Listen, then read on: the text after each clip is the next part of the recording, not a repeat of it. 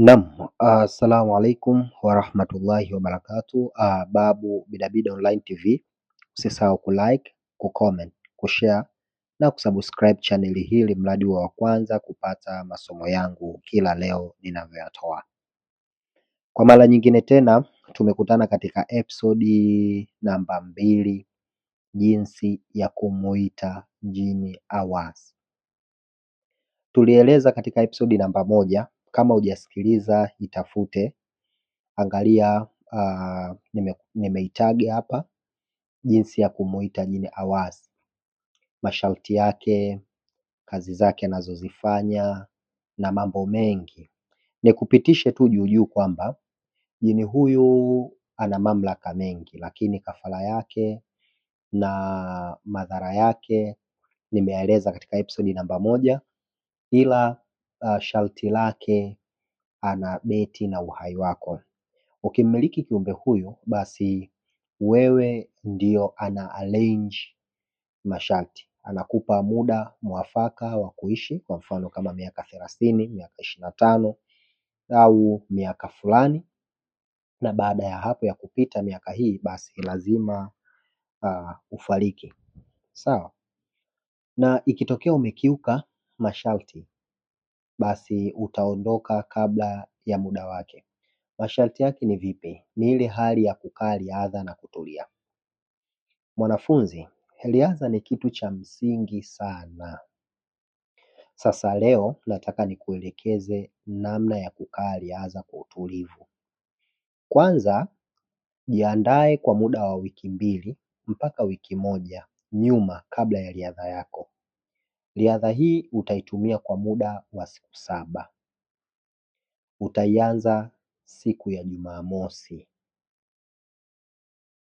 na hapo utaimaliza usiku wa Alhamisi kuamkia Ijumaa. Na maana Jumamosi, Jumapili, Jumatatu, Jumanne, Jumatano, Alhamisi, Ijumaa ndo siku ya kuimaliza. Sawa? Mpaka asubuhi yake. Naomba unisikilize kwa umakini, namfundisha na namuelekeza mtu mzima mwenye akili timamu. Kwa hivyo naomba ujaribu kutuliza akili yako. Kiumbe huyu pindi unapotaka kumuita, hakikisha umevaa nguo nyekundu. Unaweza ukashona kanzu nyekundu au ukanunua kanzu nyekundu, lakini inapendeza mavazi yasiyobana. Kwa hiyo hata kama ni t-shirt au suruali, lakini zisiwe za kubana, ziwe za kitambaa. Kwa hiyo kwa mimi mwalimu nakushauri uvae kanzu kwa sababu yenyewe inapitisha hewa. Andaa mishumaa nyekundu, utachora cycle chini. Cycle yako inahitajika uchanganye na damu kidogo.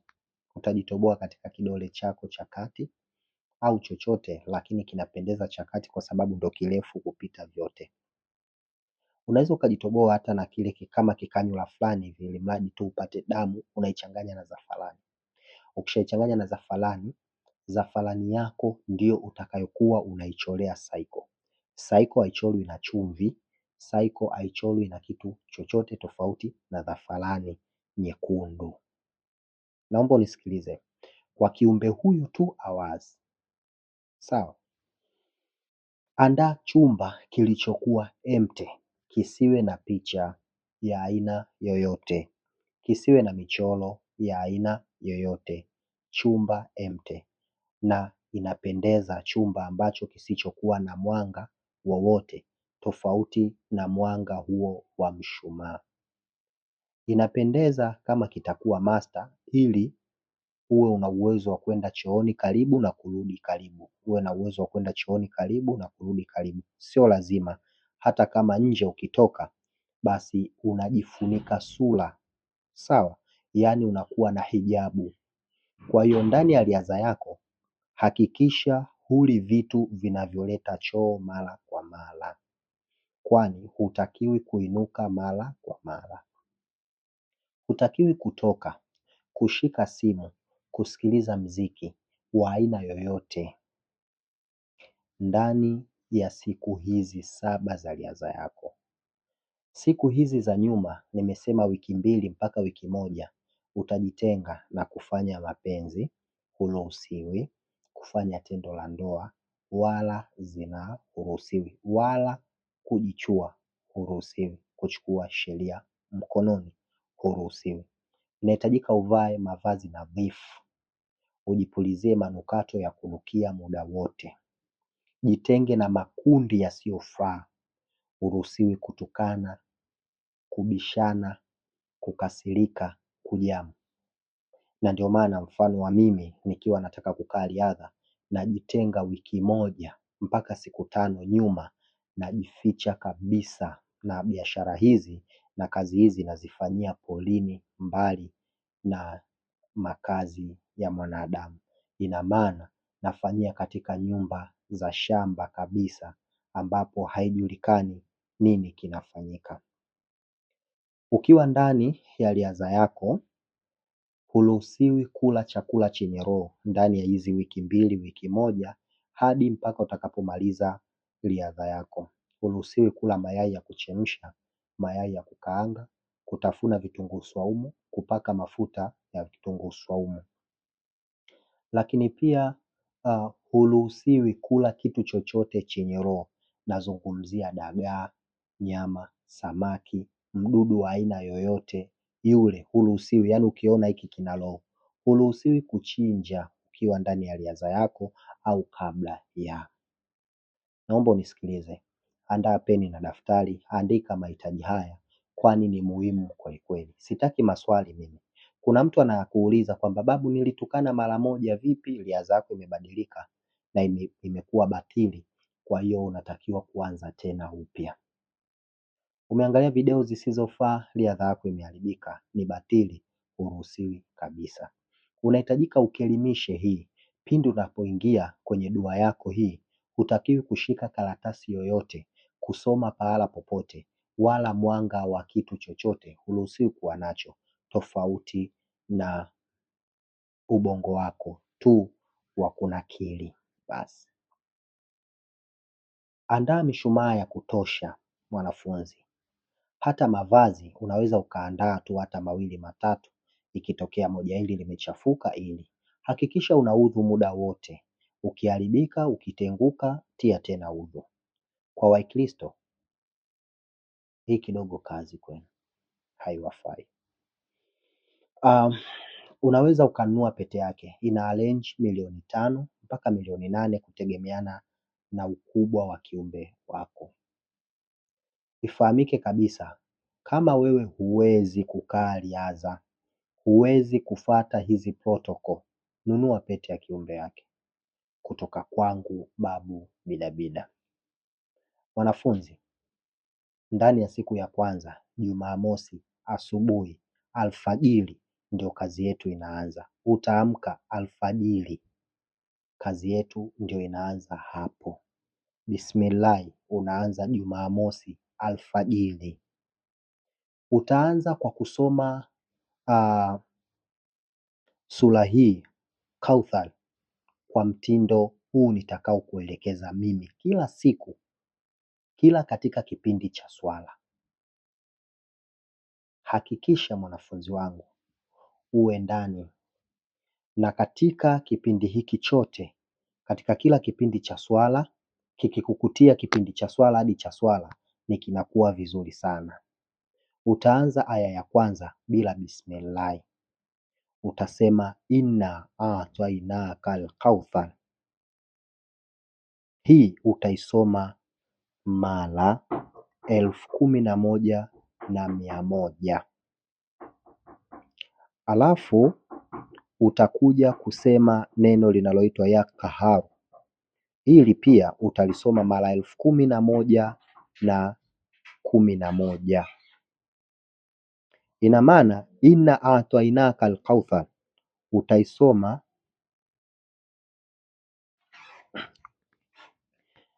utaanza kwa kusoma aya ya kwanza inasema inna a'tainaka al-kauthar. Utaisoma mara 1111. Alafu utasema ya kahar. Hii maana yake, ewe Mwenyezi Mungu, namna ya kuzuia au mwenye nguvu. Yaani hii inaondosha vikwazo. Utaisoma mara 1111. Utakuja tena aya ya pili, utasema fasalli rabbika wanhar. Sawa, utaisoma pia mara 1111 na utataja jina hili ya Munqim. Ewe Mwenyezi Mungu, kulipiza kisasi, mwenye kuadhibu. Kwa hiyo hii kazi yake kwenda kuondosha au kuleta au kuadhibu kitu kikikataa kuwasili. Sawa, kwa hiyo hii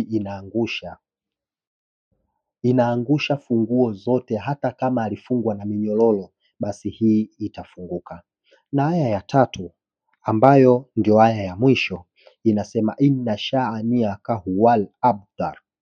Hii utaisoma pia mara 1111. Kuna mtu haelewi kwamba kwa nini hii imetumika. Nikufafanulie tu kwamba hii aya au hii Surat Kauthar ndio sura inayoweza kuita viumbe wengi kweli kweli. Hii ni sura ambayo inafungua viumbe au inafungua kiumbe yoyote unayemtaka. Kikubwa ni idadi tu, kujua kwamba kiumbe wako huyu idadi yake fulani. Ni elimu. Na nina gurupu ambalo sio lazima, gurupu ambalo unajifunza namna ya kuita majini kwa gharama ya shilingi 400,000. Sawa, ambapo utajifunza kuita viumbe wako aidha watano, ambapo ni viumbe mujarabu, yaani ukiwa na changamoto yoyote basi unaweza ukaimudu. Sio lazima kujiunga kwenye grupu hili la private, unajifunza ukiwa mwenyewe. Sio lazima, ni hiari. Kwa hiyo unaweza ukajifunza ukanitafuta mimi na nikakuelekeza. Kuna mtu anaweza akaita kiumbe na asije. Sasa mimi nakupa kodi na mbinu ambazo za kuzifanya za ziada kama mwalimu. Kiumbe mmoja ana njia zaidi ya 3 au 4. Umemuita kwa njia hii, mfano Humhurumurujurutu umemuita kwa njia hii hajaja, mtumie njia hii, umemuita njia hii hajaja, tumia njia hii. Kwa hiyo mimi ndio mwalimu na najua upite wapi na uache wapi. Tumeelewana? Zingatia idadi ya mara 1111. Baada ya hapo sasa, mimi nakuja kukuandalia mlolongo wa dua muhimu ambayo dua hii utaisoma baada ya kumaliza hii yote utaisoma mara 11. Sawa sawa, ambayo dua hii ni muhimu kweli kweli, kwani ni hatamu inayoweza kumhudhurisha kiumbe yoyote yule na pasipo kupinga. Mi kazi yangu kukupa nondo, we kazi yako kupokea. Mimi ni sawa na mwalimu wa shule za kulipia, yaani hizi private school. Nina 95% kuhakikisha mwanafunzi wangu anajifunza na kuelewa. Mimi nakupa kitu ile roho inapenda. Sasa kwa nini usijifunze? Sawa, na kwa nini usipende kuita? Mimi nakufundisha kuita viumbe, nataka uwe professional zaidi na zaidi. Sichagui mimi. Wewe mtaalamu, mganga, mtabibu, jifunze kukaa riadha. Jifunze kuita viumbe. Jifunze, utakuja kunikumbuka baadaye. Sijui tunaelewana. Kwa hiyo sasa baada ya hapo kumaliza kusoma hiyo aya ya mwisho, ndio unaingia sasa kukamilisha usomaji wa dua hii, na haijalishi upo katika lengo gani. Unaelewa? Una uwezo wa kuisoma kama ni muda mrefu, basi unaweza ukaisoma mara 1 kwa siku au mara 2 kwa siku. Utaisoma mpaka utakapomaliza. Utapumzika, baadaye usiku kuamkia kesho unaendelea tena. Sawa, mpaka siku ya Alhamisi kuamkia Ijumaa. Lakini siku ya kwanza kabisa ndio siku ya kuchora saiko yako. Cycle inachorwa siku ya kwanza. Mishumaa utaanza kuiwasha siku ya kwanza kabisa alfajiri unawasha mishumaa mpaka siku ya mwisho. Unawasha mishumaa ikiisha basi. Usiku tena utawasha mishumaa ikiisha basi. Na ukiwa unasoma uwe katikati ya cycle. Mpaka utakapomaliza dua yako ndio utajitenga pembeni kwa ajili ya kulala. Ukikurupuka unasoma tena zikri, unafanya zikri, unamsifu Mtume, yaani hivyo unafanya vitu vingi kama hujachoka. Sawa sawa? Kwa hiyo dua hii ninayokupa ni dua ambayo imechanganyika na kufafanuliwa zaidi katika mambo mengi sana. Inatumika katika vitu vingi sana. Lakini utaanza Bismillahirrahmanirrahim. Andika Allahumma salli wa sallim ala Sayyidina Muhammad. Allahumma inni as'aluka bi mujibati ma'rifatika wa hadha inni rahmatika an tusakhira li hudamu hadhihi al-surati al-sharifa an yakunu aunanil ya mujibu da'awati ya makdi hajati. Hapa utasema haja yako unayohitaji wewe. Sawa? Unaweza ukasema ewe kiumbe wangu jini awazi, mimi nahitaji unipatie mafanikio. Mimi ni mtu wa mtandaoni, mimi nacheza kamari, mimi ni mtu wa kubeti, mimi ni mtu na trade, mimi ni mtu ambaye mambo yangu ni ya social media, mimi ni content creator sijui, mimi vyovyote vile ambayo mambo yale unayoyataka wewe, mimi ni mfanya biashara. Nahitaji mambo yangu yaende na nataka unipe mafanikio. Nataka unipe signal nijue kwamba hili zuri hili baya. Nataka uniambie kwamba nini hiki ninachokifanya. Si unanielewa? Kwa hiyo utaendelea na kusema bihaki shaldin maridin. Bihaki shardih mardih. Ya man kalama Musa al-Jabbar tulsina. Ajibu ya abdi al-Karim. Ajibu ya abdi ar-Rahman. Sakin jabbal al-Duhan. Wahidamatika al-Ajal al-Ajal. Al-Asah al-Asah. Barakallahu fikum alaikum.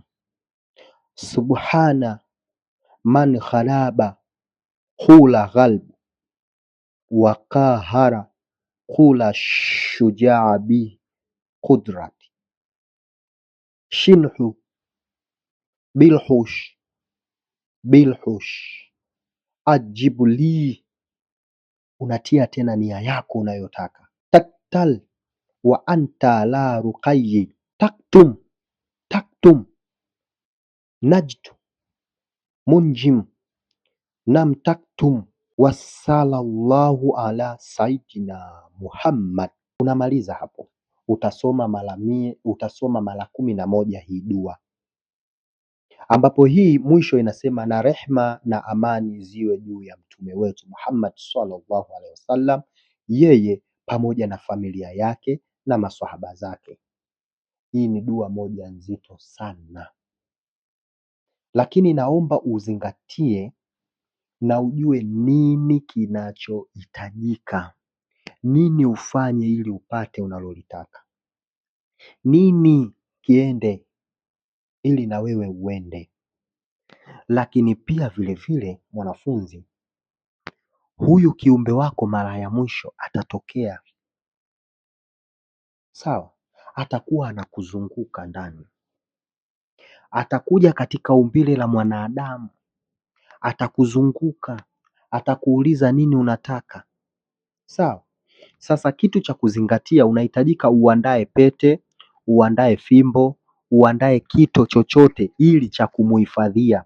Atakuuliza ya mwanadamu, mimi umeniita na unataka niwe mtumwa wako, unitumikishe katika mambo yako.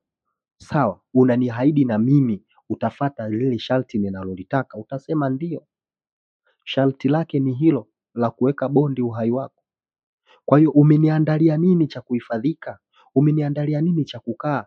nini wewe unataka mimi nikufanyie? Yale yote uliyoyataka mimi nitafanya kwa miaka kadhaa. Yeye ndo atakwambia kwamba bwana wewe utaishi kwa muda wa miaka 30, utaishi kwa muda wa miaka 25, lakini si chini ya miaka 20 kwenda mbele. Kwa hiyo utahesabia miaka yako na miaka atakayokupa, basi mali zako hazifilisiki, hazishuki, haziondoki, haziendi popote na zitabaki kizazi na kizazi.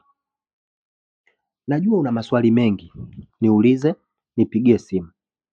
Namba yangu ni +255 765 45 89 mwisho 10.